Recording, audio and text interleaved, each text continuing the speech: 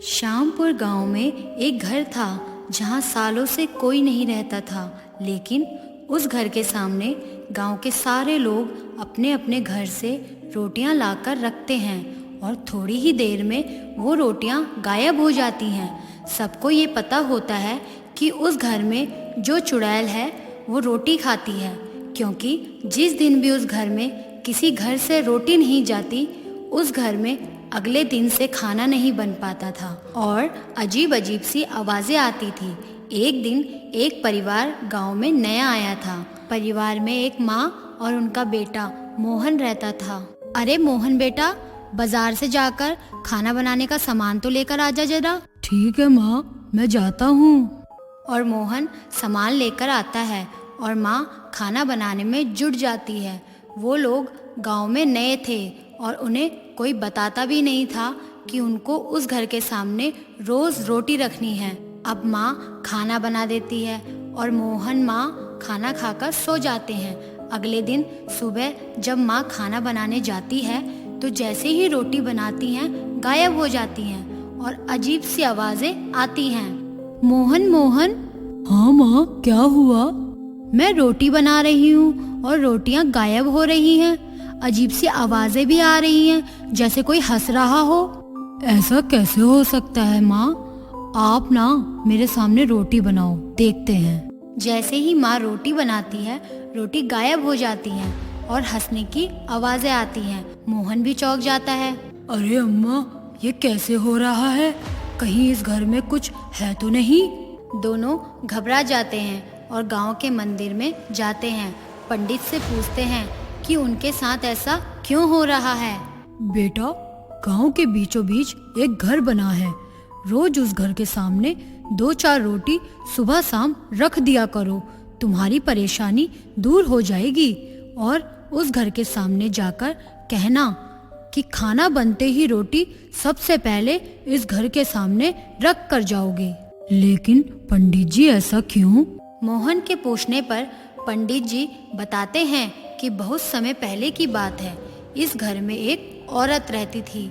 उसके घर में खाने के लिए कुछ नहीं था और उसके पास कोई काम भी नहीं था, तो वह लोगों के घर से रोटियां चुरा लेती थी। एक दिन उसने सरपंच के घर से रोटी चुराई और सरपंच ने उसे ऐसा करते पकड़ लिया।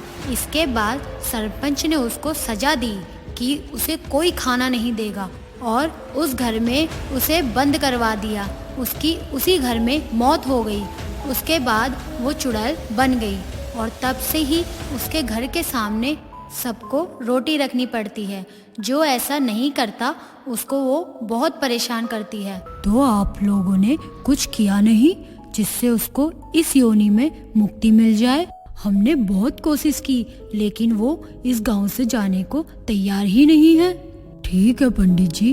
मोहन माँ को लेकर वहाँ से घर चला जाता है और पंडित जी जो कहते हैं वही मोहन करता है और घर जाकर, अम्मा, आज अच्छा खाना बनाओ, पूड़ी, हलवा, खीर और सब्जी। आज कुछ है क्या बेटा? नहीं माँ, बस अब आप रोज अच्छा अच्छा खाना बनाइए। कुछ दिन और मुझे एक थाली परोस कर दे दीजिए। ठीक है बेटा। माँ को कुछ नहीं समझ आता कि मोहन क्या कर रहा है।